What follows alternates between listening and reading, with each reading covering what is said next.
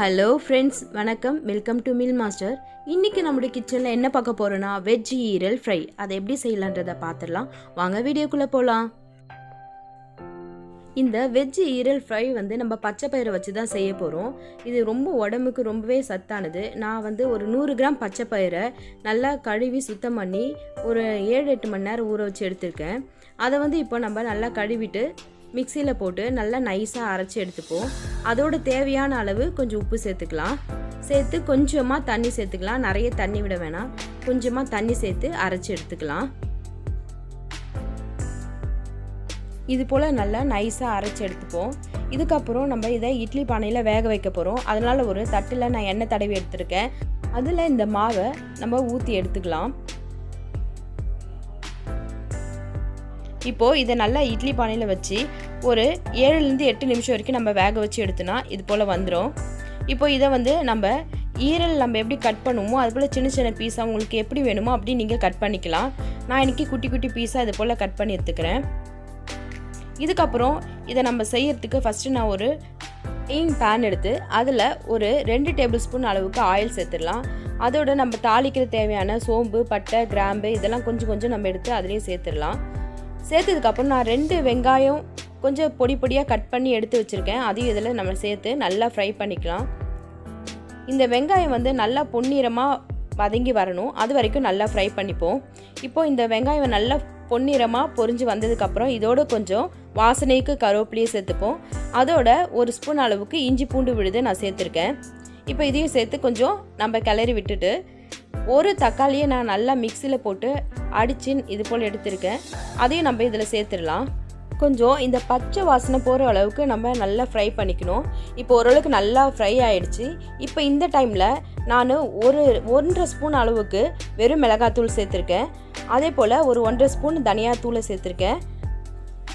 1 spoon அளவுக்கு mutton masala சேர்த்துருக்கேன். உங்களுக்கு விருப்பமான மசாலா எது வேணாலும் சேர்த்துக்கலாம். நீங்கள் சிக்கன் கூட சேர்த்துக்கலாம். இது ஈரல் ஃப்ரைன்றதுனால நான் மட்டன் மசாலா சேர்த்துருக்கேன். அதோட கொஞ்சமாக கரம் மசாலா தூள் சேர்த்துருக்கேன். ஒரு 1/2 ஸ்பூன் அளவுக்கு மஞ்சள் பொடி சேர்த்துக்கிறேன். இப்போ இது எல்லாத்தையும் சேர்த்து நல்லா நம்ம கிளறி விட்டு இந்த எண்ணெயிலே கொஞ்சம் ஃப்ரை ஆனதுக்கப்புறம் நம்ம மற்ற பொருட்களை சேர்த்துக்கலாம். இப்போ இது போல் நல்லா ஃப்ரை பண்ணிக்கலாம். இதுக்கப்புறம் கொஞ்சம் நான் டேஸ்ட்டுக்காக கொஞ்சம் உப்பு சேர்த்துக்கிறேன். உங்களுக்கு எவ்வளோ தேவையான உப்போ அவ்வளோ நீங்கள் சேர்த்துங்க. சேர்த்து நல்லா கொஞ்சம் ஃப்ரை பண்ணிக்கலாம். அதுக்கப்புறம் நம்ம ஏற்கனவே வேக வச்சு கட் பண்ணி வச்சுருக்கிறதான வெஜ்ஜு ஈரலையும் நம்ம இதில் சேர்த்துடலாம். சேர்த்து இது எல்லாத்தையும் நம்ம கொஞ்சம் தண்ணி விடாமையே கொஞ்சம் லைட்டாக நம்ம ஃப்ரை பண்ணி எடுத்துப்போம்.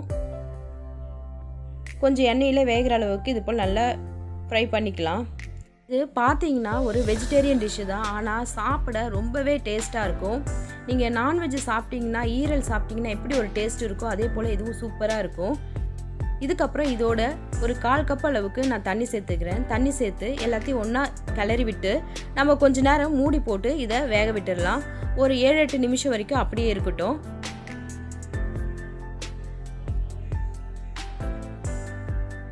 இப்போ ஒரு 8 நிமிஷம் ஆயிடுச்சு. நம்ம திறந்து பார்க்கலாம்.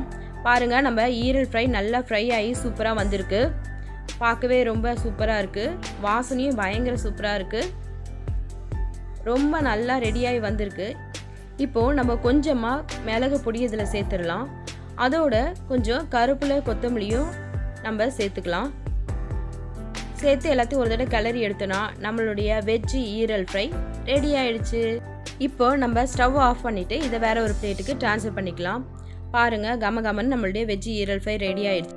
இது சாம்பார் சாதம், ரசம் சாதம் அப்படி எல்லாத்துக்கும் ரொம்ப டேஸ்ட்டாக இருக்கும். அதோடு சேர்த்து இந்த சப்பாத்தி, தோசை இதுக்கெல்லாம் கூட ரொம்பவே டேஸ்டான ஒரு அருமையான சைட் டிஷ்ஷு. நீங்களும் இந்த வெஜ் ஈரல் ஃப்ரையை உங்கள் வீட்டில் ட்ரை பண்ணி பாருங்கள். கண்டிப்பாக செம சூப்பராக இருக்கும். அதோடு சேர்த்து உங்கள் கமெண்ட்டையும் எனக்கு சொல்லுங்கள். மீண்டும் அடுத்து ஒரு புது வீடியோவில் ஒரு புது ரெசிபியோட உங்களை சந்திக்கிறேன். இது வரைக்கும் இந்த சேனலை சப்ஸ்கிரைப் பண்ணாதவங்க சப்ஸ்கிரைப் பண்ணிக்கோங்க. தேங்க்ஸ் ஃபார் வாட்சிங்.